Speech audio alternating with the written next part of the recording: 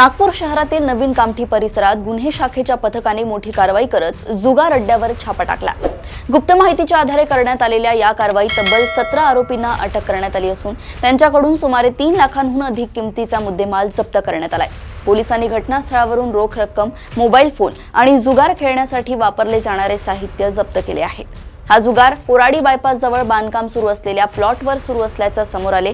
संबंधित आरोपी पैशांची बाजी लावून जुगार खेळताना रंगेहात पकडले गेले।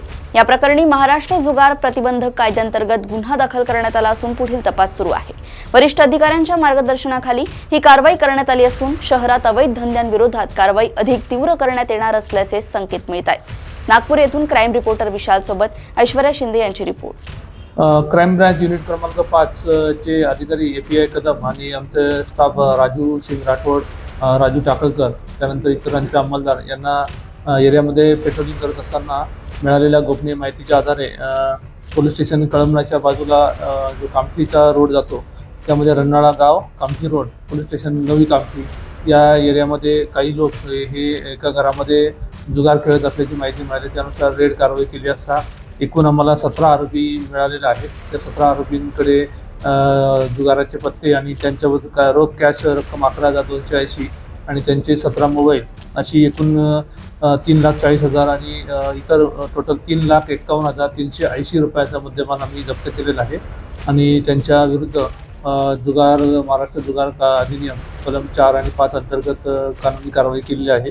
आणि पुढील कारवाई करता आम्ही पोलीस स्टेशन नवी कामठीच्या हद्दीमध्ये आम्ही आता त्यांना पुढील कारवाई करता पाठवत आहोत। यामध्ये आता असं माहिती मिळाली की कालच ईद झालेली आहे आणि ईदच्या अनुषंगाने जश्न मनवण्याच्या उद्देशाने त्यांनी काही लोक, बरेचसे जे आरोपी आहेत ते मुस्लिम समाजाचे आहेत, त्यामध्ये त्यांना ईद झाल्यानंतर कोंबडं किंवा मटण बनवून आणि बिर्याणी वगैरे बनवून आणि त्या ठिकाणी जुआ एका घरामध्ये खेळून आनंद साजरा करण्याच्या उद्देशाने हे जमले असल्याची माहिती मिळाली होती।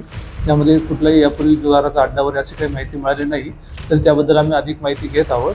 अशा प्रकारे आम्ही हे 17 आरोपींना एका घरामध्ये जुगार खेळताना आणि जुगारामध्ये पैशाची देवाणघेवाण करताना अशा प्रकारे आम्ही त्याच्यावरती 17 आरोपींच्या विरुद्ध क्राईम ब्रांच युनिट क्रमांक 5च्या पथकाने सदरची कारवाई केलेली आहे। यामध्ये एकूण 17 आरोपी येत आहेत। त्यांच्याकडची मिळालेले 17 मोबाईल, त्याची किंमत 3,40,000 आणि रोख रक्कम 11,280 अशा प्रकारे एकूण 3,51,380 रुपयाचा मुद्देमाल आम्ही हस्तगत केलेला आहे आणि पुढील कारवाई करता आम्ही पोलीस स्टेशनकडे पाठवणार आहोत। याद्वारे आम्ही सर्व नागरिकांना आवाहन करतो की सण उत्सव हे आपल्या आनंदाकरता असतात। ते आनंद करताना कायद्याने दिलेले नियम आणि त्या दृष्टिकोनातून घातलेले कायदे याचं पालन करणं प्रत्येक नागरिकाचं कर्तव्य आहे।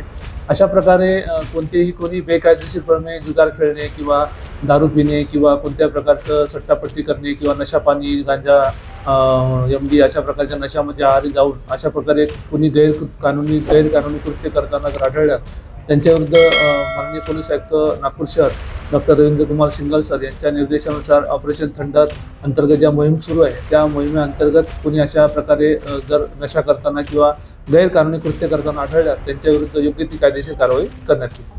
यामध्ये आरोपींचा अभिलेख तपासला, आतापर्यंत आम्हाला तसं काही आढळून आलेलं नाही। बरेचसे हे मजूर कामगार करणारे असे दिसून आलेले आहेत आणि आज ईद संपल्यानंतर आनंद साजरा करण्याच्या उद्देशाने ते एकत्र जमल्याची माहिती मिळाली। तरी त्याबद्दल आम्ही अधिक अभिलेख तपासून त्यांचा काय रेकॉर्ड आहे का याबद्दल आम्ही माहिती घेत आहोत।